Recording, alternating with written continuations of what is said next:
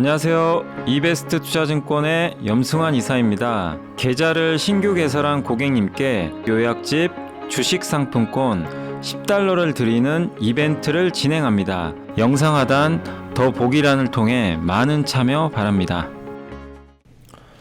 네, 안녕하세요. 이베스트 투자증권 염승환 이사입니다. 자, 오늘 2023년 5월 15일 그 시장 함께 읽기 시작하도록 하겠습니다. 사실 오늘 제가 시간을 거의 한 4-50분을 그냥 날려버렸는데, 왜냐면은 유튜브 녹화하는 프로그램인데 이거 업데이트가 자꾸 떠가지고 그래서 한번 맘먹고 했거든요.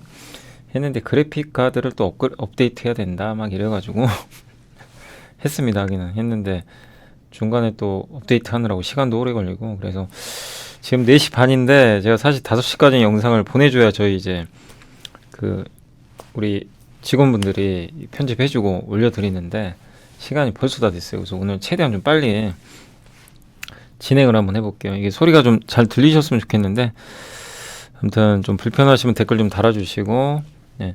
자, 일단 방송 한번 시작을 해보도록 하겠습니다.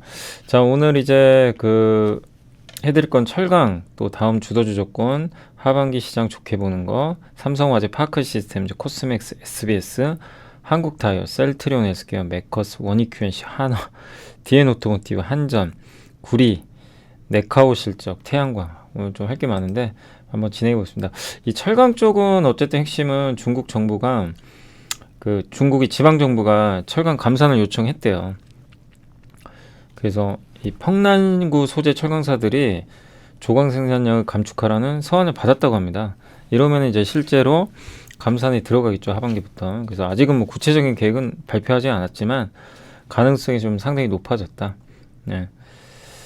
그래서 이렇게 되면 중국의 공급은 줄 거고, 하반기에 중국이 좀 부동산 부양이나 이런 거, 지금 중국 경기가 사실 그렇게 좋지가 않아요. 그래서 좀 부양책 쓰고 이런다면 철강 업종한테도 하반기엔 좋지 않을까 이렇게 보고 있고, 다음 주도주의 조건은 뭐냐면은 3분기가 되면은 내년 실적을 본다 이거예요. 올해가 중요한 게 아니고. 그래서 올해 실적 안 좋은 기업들이 오히려 주가가 올라간대요, 3분기에. 내년이 좋으면. 그런 의미입니다. 그래서 그 기업들의 실적이 좋았고, 오히려 올해 실적이 좋은 기업들은 주가가 부진했대요.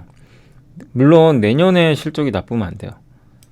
그래서 교집합은 뭐죠? 올해 실적은 안 좋지만 내년에 실적이 이렇게 좀 개선되는 기업들은 오히려 주가가 좀 상당히 좋았다 라는 그런 의미라고 봐주시면 좀 좋을 것 같습니다. 예. 그렇게 보시고, 그래서 이제 첫 번째가 반도체를 상당히 좀 좋게 보는 이제 이유 중에 하나가 좀 그런 부분 때문이고, 올해 최악이잖아요. 근데 내년은 972% 증가합니다. 두 번째가 조선이고요.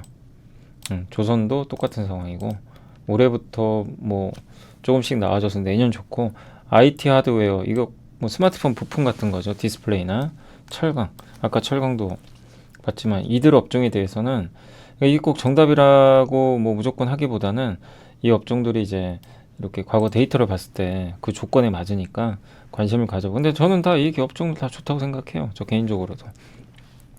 어차피 올해 하반기를 보고 투자를 한다면 괜찮다. 왜냐하면 최악을 이제 지나가는 업종들이잖아요.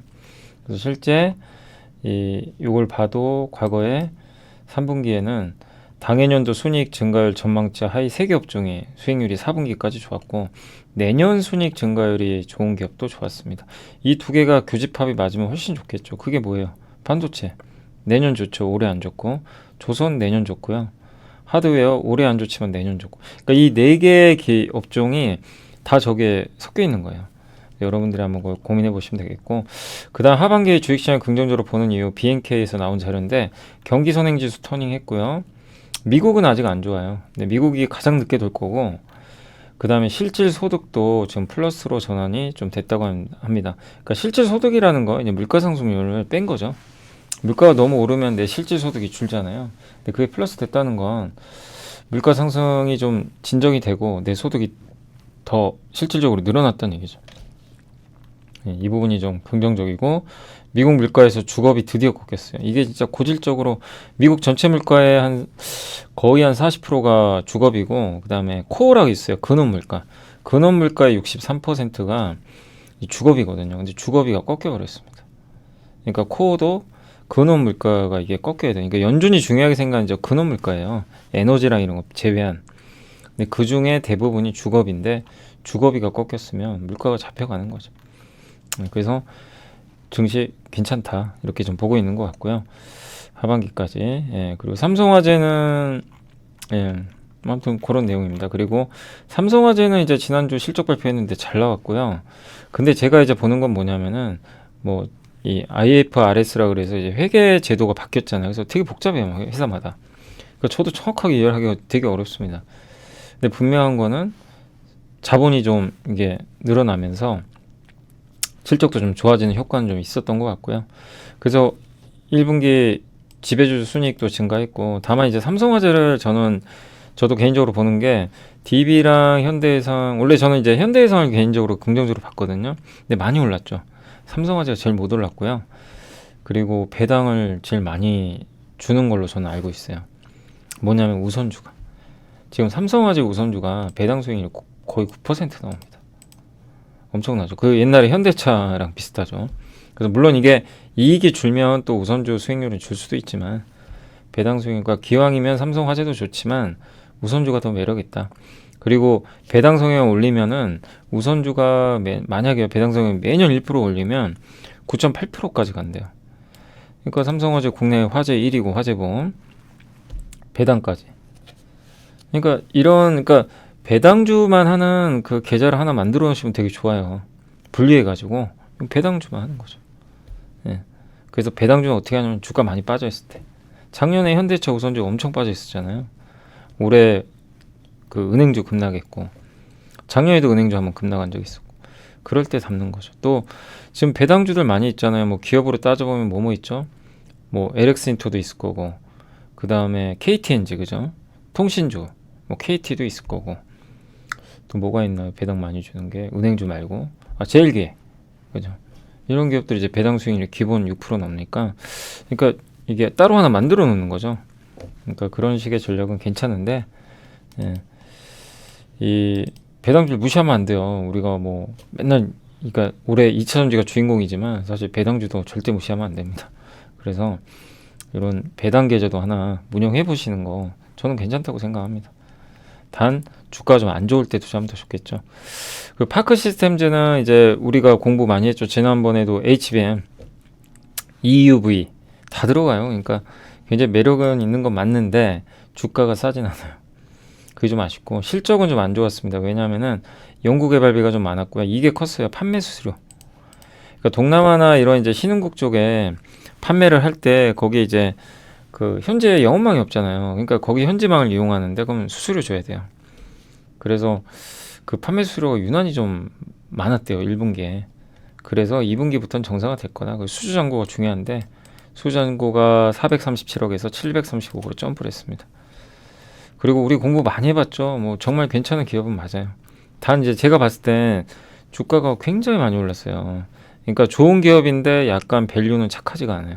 좀 착해질 때까지는 기다리자. 그래서 기존 주주분들의 몫이고 신규 접근은 좀 기다리시면 좋겠습니다. 그리고 지난 한 2년간 많이 올랐거든요. 반도체 그렇게 안 좋은데도 그러니까 조금 밸류 부담이 있다는 건 염두에 두시고 충분히 조정을 좀 받을 때 그때 다시 한번 접근. 그러니까 우리가 공부를 했기 때문에 좋은 건 알아요. 그래서 싸게만 거래되면 주저할 필요는 별로 없는데 싸지가 않다는 거예요 아직은. 그죠? 그래서 좀 기다려 보자는 겁니다. 그 얘기고요. 또 실적도 좀 안 좋았기 때문에 조금 슬로우 해줄 수 있다는 거 염두에 두시고 코스맥스 혹시 삼성증권의 박은경 연구원님 보고서 기억나세요? 4월 26일 날 네, 그때 우리 공부해봤죠. 그때 저도 좀 느꼈던 게 이거 코스맥스 좀 내용 괜찮다. 기억나시죠? 4월 26일입니다. 제가 또 검색도 해봤는데 예, 그때 실제로 괜찮았어요. 예, 요거 있죠. 여기 기억나세요? 4월 2일 박은경 연구원님이 목표 주가 11.3만원 이제 그때 당시에 제시를 해주셨고 예. 그러니까 뭐냐면 제가 읽고 느꼈던 게 뭐냐면은 매달 드라마틱한 실적 개선이 이루어지고 있다. 중국이 되게 안 좋고 되게 안 좋지 않나 막 이런 생각들을 했잖아요. 시간이 좀 걸릴 것 같고 근데 3월부터 여기 제가 빨간색으로 해놨죠. 예. 과거 성장 추세보다 빠르게 증가할 것 같다. 이때가 주가가 71,400원 할 때거든요. 3월 실적이 연말까지 이어질 것 같다. 근데 이분 의견이 맞았어요. 진짜로. 그러니까 이제 우리가 보고서를 무조건 뭐 맹신하라는 건 아닙니다. 보고서가 무조건 전지전능하다. 그래서도 안 되고 우리가 그러니까 옥석은 가려야죠. 네. 또 아닌 보고서는 아닌 보고서고. 근데 어떤 보고서가 좋냐면은 우리가 몰랐던 정보를 딱 알려줄 때가 있어요. 생각지 않은 거. 그러니까 숫자가 좋은 건 아닌데 3월부터 개선됐다. 이거 우리가 모르는 거잖아요. 이런 거를 그때 알려줬고, 미국도 좀 개선될 것 같다. 회사 측 실적 수익성이 좀 노력을 하는 것 같고, 예. 그리고 지정학적 리스크 너무 크진 않다. 중국 법인 쪽도. 왜냐면은 과거에 사드 때도 성장했고, 그리고 이 코스맥스 같은 기업들이 앞으로 좋아질 수 있는 이유가 중국이요, 가성비로 가요. 명품 화장품보다는 이제 가성비. 중국도. 근데 중국 로컬 브랜드죠. 자기네 나라. 그 회사들은 코스맥스에 많이 맡겨요. 뭐 한국 골만은. 그러니까 이제 좋을 수 있다는 얘기죠. 근데 그 내용이 맞았던 것 같아요. 제가 봤을 때. 그래서 지금 여기도 보시다시피 그러니까 중국 없이도 실적이 잘 나왔어요. 예상보다 잘 나왔고요. 이렇게 보면 이게 뭐 잘 나왔나 이럴 수 있지만 예상보다는 잘 나왔고, 중국이 굉장히 부진한 건 사실이거든요. 한국이 되게 잘 나왔고요. 립, 뭐 베이스 메이크업, 그러니까 이게 이제 마스크 벗으면서 실적이 실제 좋아지고 있습니다. 작년엔 좀 안 좋았지만, 그래서 올해는 또 작년에 또 판가 정상화도 했고, 또 중국 법인 실적은 안 좋았는데 아까 그대로죠. 3월부터 실제 좋아졌다. 2분기는 역대 최고 달성할 것 같다. 그리고 요겁니다. 핵심은 중국 화장품, 그러니까 아모레하고 LG생건이 잘 안 되는 게 럭셔리가 아니라 대중 브랜드로 바뀌고 있어요. 근데 아모레랑 거기 LG생건은 럭셔리 브랜드잖아요. 네, 그래서 ODM한테 유리하다. 미국은 이제 점점 수익성 개선하고 있고 공장 폐쇄하면서 하나. 그래서 밸류에이션 상으로도 여전히 싸고요. 8만 원 이하는 나쁘지 않다고 봅니다. 근데 지금 벌써 8만 2천 원 넘었잖아요. 그때가 7만 1,400원. 그러니까 이제 보고서를 보실 때도요, 이런 게 하나의 팁인 게, 우리가 몰랐던 새로운 내용이 또 나올 때, 이제 주가는 완전히 이렇게 쩔어 있다 그러죠. 아무도 관심도 없고 진짜 안 좋은데 뭔가 새로운 뉴스가 딱 나왔어요. 보고서에. 누구도 몰랐던. 근데 그런 거는 되게 의미가 있어요. 그때 현대 그린푸드도 그렇고. 그래서 우리가 매일 보고 잘 아는 내용들은 다 알기 때문에 신선하진 않아요, 사실. 근데 이제 이런 경우는 여러분들이 놓치지 마시고 잘 캐치하시면 그런 것들이 되게 좋은 또 아이디어가 됩니다. 그래서 이제 보고서를 매일 보면 그런 게 좀 보이니까 참고하시면 되겠고, SBS는 이제 교보증권 박성웅, SBS는 좀 실적이 안 좋았어요. 그러니까 저도 SBS는 저도 미스를 했던 게, 저도 개인적으로 괜찮게 봤거든요. 아니, 실적을 괜찮게 본 게 아니라 광고 경기 안 좋은데 실적이 엄청 좋을 수는 없잖아요. 그래서 SBS 주가도 많이 빠져 있었고, 근데 너무 저평가돼 있었고요. 시즌제 드라마로 이제 바뀌면서 SBS가 시즌제 드라마에선 가장 강점이 있거든요. 그러니까 저는 개인적으로 우리나라에서 어쨌든 드라마는 스튜디오 드래곤하고요, SBS 이 두 개로 봐요. 가장. 예. 스튜디오 드래곤은 좀 비쌌고 밸류가. 근데 지금은 비싸다고 할 수는 없고요. 지금 많이 떨어졌기 때문에 지금 가격 괜찮은데, 근데 이제 SBS는 또 장점이 워낙 밸류가 낮았고 시즌제는 또 강해요. 우리나라에서 시즌제 제일 잘하고 있고. 근데 이제 드라마가 점점 시즌제로 가니까 괜찮지 않을까. 주가도 저렴하고. 근데 예상보다 광고가 너무 안 좋아요. 그 주가가 좀 한번 빠졌죠. 근데 이제 주가가 적자 전환했어도 크게 밀리지 않는 거 이제 미리 좀 선반영을 했다고 보시고, 광고가 그만큼 안 좋습니다 지금. 근데 광고 경기가 좀 개선되는 거 아세요? 조금씩은 개선돼요 진짜. 그리고 법전, 모범택시 이런 이제 자체 제작 드라마가 좋아지고 있고, 이 모범택시는 저는 뒤늦게 봤거든요. 저는 예전에 못 봤어요. 근데 뒤늦게 보니까 너무 재밌더라고요. 재밌었어요 저도. 그래서 이제 시즌 3까지 한다고 했고, 낭만다터 김사부 3는 1, 2보다는 지금 조금 시청률이 떨어져 있더라고요. 그래도 어느 정도 나오고 있고, 악귀, 요게 아마 디즈니 플러스, 김은숙 작가 되게 유명하죠. 이런 쪽이 또 대기를 하고 있어서 긍정적인 것 같습니다. 그래서 목표 주가 유지하고, 광고 수익이 어쨌든 이제 감소하는 폭이 좀 줄어들 거고, 그러니까 광고 경기 좀 회복될 것 같다. 조금씩 최악은 좀 지나간다 이런 내용인 것 같습니다. 밸류도 워낙 싸고요. 그래서 그러니까 참 주식 투자하는 게 어려워요. 이렇게 싸고 시즌제로 바뀌어서 아이디어가 좋아서 투자하신 분들도 계실 텐데 주가 최근에 빠지니까 이게 아닌가 이럴 수 있는데 바뀐 건 저는 없다고 생각합니다. 근데 이제 다만 언제 좋아질지 언제 광고가 개선될지 그건 알 수는 없거든요. 그래서 싸게 거래되는 거예요. 근데 그런 것들을 잘 컨트롤 하시면서 가져가시면 좀 어떨까 싶고 너무 급하게 보실 필요는 없어요. 근데 이제 가장 중요한 건 아이디어. 드라마 시즌제가 됐을 때 얼마만큼의 퍼포먼스를 내줄지 이게 아이디어거든요. 이거는 변한 건 없다고 저는 생각합니다. 시즌제가 더 늘어나니까. 그래서 아이디어 훼손은 아니다. 이렇게 항상 하니까 주가가 아까 뭐 코스맥스나 최근에 뭐 현대그린푸드처럼 우리가 이렇게 어떤 보고서를 보고 잘 발굴해서 올라간 것도 있지만 SBS처럼 빠지기도 해요. 근데 그럴 때 봐야죠. 뭐가 잘못됐나. 근데 그게 중장기적으로 큰 문제가 없으면 그냥 보유하거나 더 투자를 하는 거죠. 네, 다만 이제 이번 실적에서 느낀 건 방송사라 어쩔 수가 없어요. 광고에는. 그래서 좀 시간이 지연될 수 있다는 건 그건 좀 염두는 해두시고 보셔야 될 것 같습니다. 요건 어쨌든 그 드라마 라인업입니다. 이렇게 보시면 되겠고 한국타이어가 실적이 괜찮았어요. 기대치엔 좀 미달했지만 내용은 나쁘지 않았어요. 영업이익률도 괜찮았고 지역별로 대부분 중국 제외하고는 다 괜찮았던 것 같더라고요. 운임비 감소했고 대전공장 화재 손실을 이제 반영은 했습니다. 근데 이제 아마 보험으로 나중에 이제 돌려받을 것 같고요. 생산도 금산하고 해외 공장 가동률 높여서 만회할 거라고 합니다. 예. 그래서 좀 조금씩 점진적으로 그러니까 넥센 타이어나 이런 기업들이 요즘 못 올랐지만 워낙 저밸류잖아요. PER 6배. PER 6배 이하로 간 적은 코로나 제외하고는 없대요. PBR 0.4배. 그래서 괜찮다. 고인치 타이어가 수익성이 좋은데 늘어나고 있고 요새 이제 인치수가 막 늘어나는 추세죠. 그리고 원재료 투입단 것도 조금씩 이제 진정되고 있고 그동안 올랐는데 운임지수 완전히 꺾였고 밸류는 그냥 바닥에 있습니다. 무릎 이하가 PBR로는 31,000원인데 PER 기준으로 현재가 발바닥이거든요. 그러니까 어디를 기준으로 들느냐 이건 정답은 없는데 35,000원 이하라면 제가 봤을 때는 뭐 나쁘지 않은 가격이다. 예, 그러니까 계속 거기서 왔다 갔다 했잖아요. 그래서 지금도 싸니까 계속 가져갈 필요가 있고요. 셀트리온 헬스케어는 제가 봤을 때 이동건 연구원님이 어쨌든 예전에 또 셀트리온 또 잘 써주셔서 자주 제가 좀 읽고 있는데 일단 내용 괜찮습니다. 읽어보니까 주주분들 좀 힘 좀 내셨으면 좋겠고 램시마 이제 IV 이제 정맥 주사죠. 인플렉트라 이런 매출액은 증가했고요. SC는 집에서 주사 놓는 거 이게 이제 핵심이죠 앞으로. 이게 매출액 69%나 증가했고요. 예, 근데 일부 지난 분기보다 좀 줄었던 거는 출하 시점이 좀 차이가 있어서 그런 거고 2분기에 반영된다고 합니다.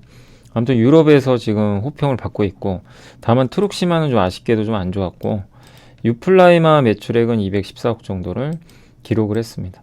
요게 이제 휴미라 그 바이오시밀러로 알려져 있죠.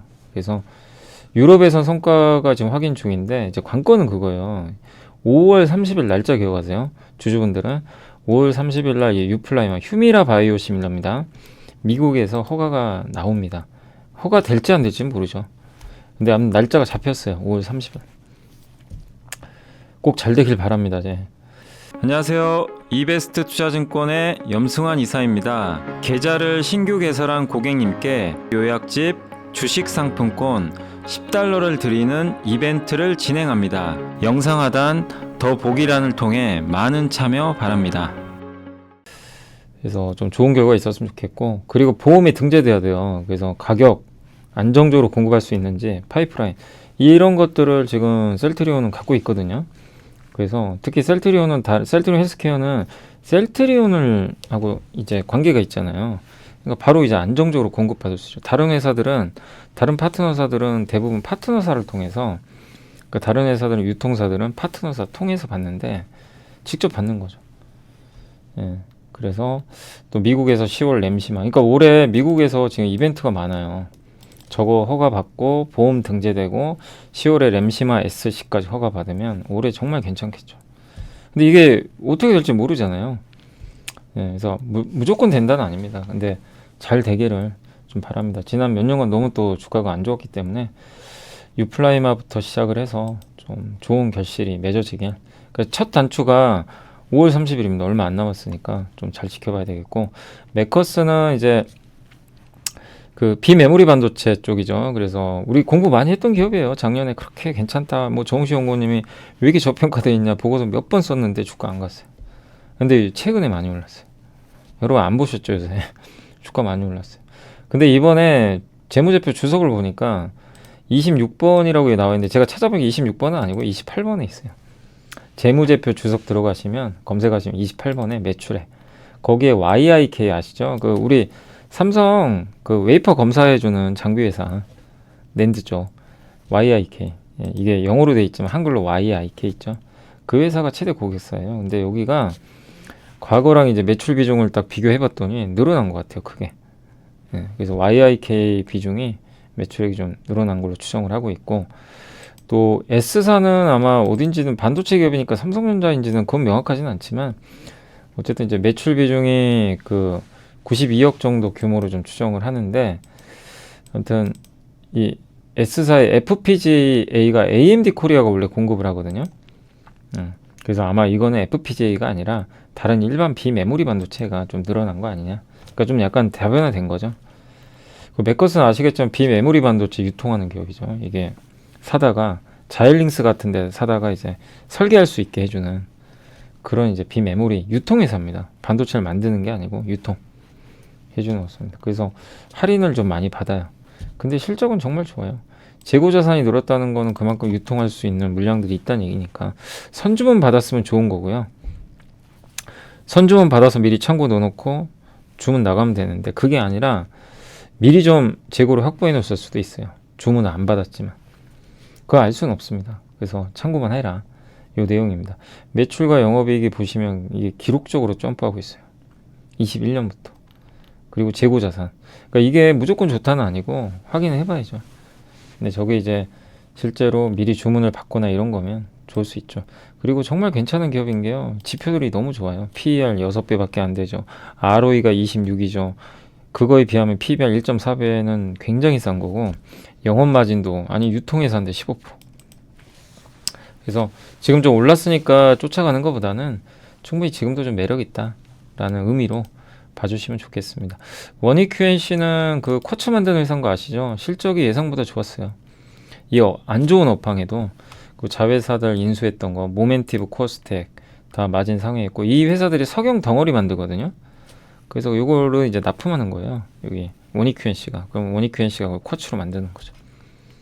2분기는 조금 감소할 것 같고요. 전분기보단. 어쨌든 기대를 상회했습니다. 그래서 목표 주가 유지했고, 뭐 PBR 기준으로는 24,000, 지금 주가에서 큰 차이 안 납니다. 그래서 괜찮은 것 같아요. 또 굉장히 매력적인 게 M&A로 성장했어요. 그리고 이제 제가 이제 혹시 원익 QNC도 모르실 수 있으니까, 옛날에 그 하나증권의 최수지 연구원님이 쓰신 보고서 제가 참고해서 적었는데, 원익 QNC는 우리 공부 한번 해본 기업이에요. 그래서 함께 배우고 보시면 되겠지만, 쿼츠 만들고요. 이게 식각, 확산공정, 확산공정은 사실 이용공 주입공정 같은 겁니다. 예, 거기 들어가는 이제 쿼츠를 제조하는데, 식각용은 이제 비포 마켓, 장비사에 직접 나요. 그러니까 굉장히 마진이 좋겠죠. 그리고 원재료가 석영도관이거든요. 이거 만드는 회사를 아예 다 인수해버렸어요. 모멘티브. 또 2022년에는 일본 기업입니다. 코어스텍을 아예 인수해버렸어요. 그러니까 모멘텀은 200mm, 코어스텍은 300mm 석영도관이를 하고, 일본이 석영도관이 시장 최강자예요. 근데 그 중에 한 회사를 인수해버린 겁니다. 또 대만 국내 7월경 증공 승인 되면 이제 양산할 것 같고, 대만은 좀 늦어졌지만 올해 12월 TSMC가 완공을 하면 새 공장을 여기 들어갈 겁니다. 스케줄이 딱딱 돼 있죠. 이런 기업들은 되게 편해요. 그러니까 오를 때 사는 게 아니라 주가가 막 갑자기 어느 날 지수 때문에 막 팍 급락했다. 그럼 굉장히 편하게 접근할 수 있어요. 왜? 스토리가 되잖아요. 실적 괜찮죠. M&A 했죠. 증설. 그죠? 예. 저는 이제 그래서 저도 이쪽 식각이나 쿼츠 쪽 SIC 링 이쪽은 다 괜찮아 보여요. 진짜 하나머티리얼즈 오늘 비록 뭐 주가 좀 빠졌지만, 하나머티리얼즈 또 뭐가 있었죠? 그 KNJ 지난주에, 그 다음에 원익 QNC, 또 월덱스, 요 4개 기업은 좀 매력 있다고 봅니다. 월덱스는 실적도 잘 나왔더라고요. 오늘 보니까. 그래서 꾸준하게 우리 한번 정리 다 해봤죠 예전에. 예, 얼마 전에 또 유전체 시가까지 했으니까 한번 참고를 함께 배우기에 참고하시면 되겠고, 하나는 이제 유한타이 최남곤 연구원님이 목표 주가 그대로 유지했고 실적 괜찮았어요. 별도 법인도 이익이 좋았습니다. 나쁘지는 않았고 2차 전지 태양광 뭐 이런 핵심 사업도 잘 되고 있고요. 예, PBR도 워낙 낮고, 예, 그리고 내부자 매수가 많은데 좀 아쉬운 건 배당을 좀 많이 줬으면 좋겠습니다. 그게 좀 아쉽다. DN 오토모티브는 방진 제품 만드는 회사입니다. 그러니까 자동차에서 외부 소음이 안 들어오게 해주는 부품. 그래서 영업이익률이 꽤 높아요. 예, 그리고 자회사 DN 솔루션 공작기계, 기계를 만드는 기계죠. 공작기계 전 세계 3위 업체로 알려져 있어요. 그래서 이거를 이제 작년 2월에 연결해 이제 인수를 했거든요. 그래서 작년에 2개월치만 반영됐기 때문에 기저효과가 좀 큰 거죠. 그러니까 작년에 2개월치 매출하고 올해는 3개월치가 비교를 해야 되니까 당연히 좀 이걸 분리해서 봐야 되겠죠. 그래서 그걸 조정해서 봤더니 성장률 한 2% 정도 된다. 고무적인 거는 이익률이 이렇게 좋아요. 이익률이 일단 15% 나오면요 경쟁력 있는 기업이에요. 진입장벽. 예. 그래서 이런 건 좋은데 단점이 하나 있어요. 부채가 너무 많아요. 지금 부채를 이렇게 줄였어요. 369에서 270으로. 이제 230까지 떨어지네. 그래도 많아요. 더 줄여야 됩니다. 아니 이자 비용을 분기당 340억을 써요. 1년이면 1000억이 넘어요. 아깝잖아요. 이자. 그래서 계속 부채를 줄이는, 그러니까 주주 환원을 기대하기 좀 어려워요. 왜냐하면 주주 환원보다 지금 중요한 게 빚부터 빨리 갚아야 돼요. 빚 갚고 이 상태 유지해주면 나중에 주주 환원 많이 해주겠죠. 그래서 핵심은 괜찮아요. 매력 있고 주가도 굉장히 저평가되어 있는데 관건은 재무가 좀 부담은 있다. 이거를 해소를 해야 됩니다. 그래서 실적이 나쁠 때는 굉장히 골치 아파지는 기업 중에 하나예요. 그래서 지금은 저는 뭐 개인적으로 괜찮게 보는 기업이지만 주가도 좀 뭐 이제 PBR이 워낙 PER 낮지만 지금은 좀 지켜보자, 관망해보자. 예, 왜냐면 PBR 기준으로는 주가 좀 올랐어요. 그래서 머리까지 왔어요 지금. 그래서 지금 너무 좋지만 저는 역으로 좀 지켜보자, 그냥 요 말씀을 지금 주가에서 드리고 싶습니다. 그러니까 너무 좋다 그럴 때는 좀 한번 물러설 필요도 있고요. 왜냐하면 부채 때문에 그렇습니다. 부채가 좀 줄어드는 걸 좀 확인하면서, 근데 분명히 매력은 있으니까 보유는 괜찮은 것 같은데 신규 접근은 좀 지켜볼 필요가 있는 것 같습니다. 또 한전이 전기요금 인상이 있죠. 그래서 킬로와트당 8원 인상해서 이제 이익은 내년에 나올 거예요. 내년 뭐 2조에서 4조 얘기 나오더라고요. 흑자. 드디어 흑자전 할 것 같습니다. 그래서 한전의 좀 리스크는 좀 완화됐지만 사실 더 올려야 돼요. 이게 정상화하려면요 지금보다 더 많이 올려야 됩니다. 예, 완전 정상화는 시간이 걸릴 겁니다. 그래도 이제 올렸으니까 좀 내년에 흑자 전환은 가능해졌으니까 좀 최악은 지나갔다라고 보시면 되겠고요. 우리가 요새 그러니까 중국이 막 디플레 우려가 있어요. 뭐 물가지수 막 이런 것들 때문에. 그래서 일각에서 중국이 디플레 아니냐 이러는데, 근데 이제 저희 당사 최진영 연구원이 봤을 때는 돈육 공급 과잉 탓이래요. 그러니까 돼지고기가 공급이 너무 많아가지고요. 돼지고기 값이 급락해가지고 이게 그러니까 중국 소비자 물가는 돼지고기 비중이 크더라고요. 영향 많이 줘요. 그리고 생산자 물가는 러시아산 우랄류 있죠, 싸게. 이걸 들어오니까 물가 떨어지죠. 그래서 통화 정책 여력 충분하다. 그래서 하반기에도 돈을 풀 수도 있기 때문에 너무 중국 경기에 대해서 뭐 크게 우려하지 말자는 그런 의견입니다. 그래서 산업금속 상저하고로 보자, 이런 내용이고, 요게 중국의 돈육 가격 상승률이에요. 요 검은색이 거의 똑같이 가죠, 중국의 소비자 물가랑. 예, 그리고 PPI는 러시아산 우랄리오 다 같이 갑니다. 그리고 금융당국이 예금금리 상한제 시행할 수도 있대요. 예금 넣지 말라는 얘기죠. 이제 이런 이제 너무 이제 안전자산에 넣지 말라는 얘기 같아요. 고금리 상품 판매하지 말고. 그러니까 좀 경기 진작하겠다는 거죠. 네카오 실적에서 볼 수 있는 거는 광고 경기가 여전히 중요하고요. 플랫폼 기반으로 커머스 경쟁력은 구축하는데 챗 GPT에 대응하기 위해서 AI 모델 출시를 하는데 비용은 많이 들 것 같다. 요 내용이고, 이게 플랫폼 기업들의 핵심은 광고로 돈 법니다. 이게 공통점이에요. 네이버 카카오 다 마찬가지예요. 검색, 디스플레이, 톡비즈, 포털비즈. 광고가 근데 안 좋았잖아요. 근데 광고가 조금씩 개선되고 있대요. 그리고 네이버 카카오는 한글 데이터 많이 갖고 있죠. 그래서 경쟁력이 되게 높은 편이고, 근데 그만큼 비용이 많이 들어가니까 분기별 비용에는 추후엔 주목하자. 그래서 광고 경기만 좀 살아나면 두 기업 다 괜찮을 거예요. 기본적으로는. 그렇지만 챗 GPT에 대응하는 게 나왔을 때 얼마만큼의 비용이 좀 감당할 수 있을지 이 부분은 좀 체크해 봐야 되겠습니다. 지금 주가에서 나쁘게 볼 건 아닌 것 같아요. 워낙 좀 많이들 빠져 있기 때문에. 자, 마지막으로 태양광 세부 지침. 이게 참 애매하더라고요. 그러니까 뭐냐면 미국 내 태양광 설비 건설할 때 자국에서 생산된 제품 사용 요건을 충족을 하면 기존에 30% 세액 공제 주거든요. 여기에 10%더 주겠다는 거예요. 그러면 미국산 철강을 써야 되고요. 미국 내에서 생산된 태양광 제품도 일정 비율 이상 사용해야 합니다.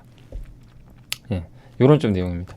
그리고 25년 이전에 건설하는 프로젝트는 40% 정도의 미국산 제품을 써야 되고 26년 이후에 건설됐다. 그럼 55% 이상의 미국에서 만들어진 그 제품을 이용해야 됩니다. 그래서 이제 제조 제품은 태양광 트래커 모듈 인버터인데 트래커는 태양광 모듈이 이렇게 움직이게 해주는 거예요. 빛을 잘 받게. 빛을 잘 받아야 되거든요. 그 위치를. 그거고 모듈 인버터까지. 예. 근데 이제 이 모듈을 만들죠. 하나솔루션은 주로. 그래서 이론적으로는 이게 좀 아쉬운 게 중국산 제품 써도 된대요. 예. 그래서 이게 하나솔루션한테 좋은 건 아니에요. 저게. 이번 제도가 무조건 좋다 이게 아닙니다. 중국하고 이제 또 경쟁할 수도 있잖아요. 중국이 안 들어오는 게 제일 좋아요. 그럼 LG엔솔처럼 돼요. 중국이 안 들어와야 됩니다. 들어올 여지를 남겨버렸어요. 다만 이제 강동윤 연구원님의 의견은 뭐냐면 들어온다고 해도 이 태양광 시스템 원가의 40% 이상이 태양광 모듈 원가 전체 대부분은 태양광 셀인데 아무튼 태양광 셀이 제일 중요하다. 비용이 제일 많이 들어간대요. 태양광 프로젝트에서 태양광 이걸 만드는 게 하나 솔루션이죠. 30%인데 인버터나 저 트래커를 아무리 많이 해도 그 모듈로 저런 걸 한다고 해도 40% 이상의 비용 규정을 그러니까 뭐 중국에서 뭐 셀을 수입하고 인버터나 트래커를 그러니까 이런 거죠. 중국산 셀을 샀는데 그럼 중국산이니까 여기 해당 안 되죠. 40% 이상의. 근데 미국산 인버터나 트래커 비중을 확 늘려요. 이걸로 충족할 수도 있어요. 근데 그거 가지고 안 된답니다. 왜? 셀이 차지하는 비중이 너무 크니까. 그래서 셀을 미국산으로 안 하면 뭐죠? 충족하기가 어려울 수도 있다는 얘기예요. 그럼 어떻게 돼요? 중국이 미국에 공장 지어야 돼요. 근데 그게 쉽겠냐 이거죠. 그래서 하나솔루션한테는 오히려 좋을 수도 있다. 그 내용입니다. 그래서 이게 좀 헷갈리긴 합니다. 중국을 열어준 건 맞는데 저 원가에서 차지하는 게 저렇게 많거든요. 셀하고 모듈이. 셀 모듈을 미국에서 안 만들고 중국 거 쓴다고 이게 가능할 일인가. 요런 좀 내용이에요. 좀 이해를 하셨으면 좋을 것 같고. 근데 미국에서 조립할 수 있는 회사가 하나솔루션이죠. 공장이 있으니까. 그래서 자국산 비중은 올라갈 수 있기 때문에 이를 안정적으로 충족할 수 있는 하나솔루션과 이태리 업체밖에 없대요. 그래서 너무 막 이 부분에 대해서 우려하지 말자는 내용이고 페로브스카이트라고 이제 투명한 거 이런 스마트폰 뒤에다 붙여버릴 수도 있어요. 패널을 태양광. 네, 그리고 텐다운 뭐냐면은 실리콘 태양 전지에다가 페로브스카이트 같이 붙인 거죠. 효율이 엄청 올라갑니다. 근데 퍼스트 솔라가 미국에 이 회사가 인수해버렸죠. 방막 태양전지 갖고 있는 그 기술 갖고 있는 회사를 하나 인수해서 주가가 폭등해버렸어요. 에볼라, 에비를. 네, 근데 이 기술 지금 개발하고 있잖아요. 하나솔루션. 유닛 테스트하고 이 하나솔루션이 하고 있는 걸로 알고 있습니다. 그러니까 이런 면에서 이 페로브스카이트에 대한 가치도 올라갈 수도 있다. 그리고 발전 매각 사업에서 안정적인 수익도 내니까 긍정적이지 않겠냐. 이런 내용입니다. 그래서 다소 아쉬울 수도 있어요. 사실. 중국산 제품 사용해도 된다는 게 표면적으로 보면. 그래서 단기적으로는 좀 주가에 오히려 부담이 될 수도 있지만 그래서 오히려 그것 때문에 빠진다. 만약에 제가 항상 말씀드리지만 밸류 쌀 땐 괜찮다. 그래서 그렇다면 오히려 이제 역발상 투자를 해볼 만한 구간이 이제 오고 있는 것 같고요. 예. 그래서 이 중국에 허용됐다는 거 좀 아쉽긴 합니다. 예. 근데 중국이 미국에 들어오긴 어렵고 결론은 뭐냐면은 미국에서 공장 지어야 돼요.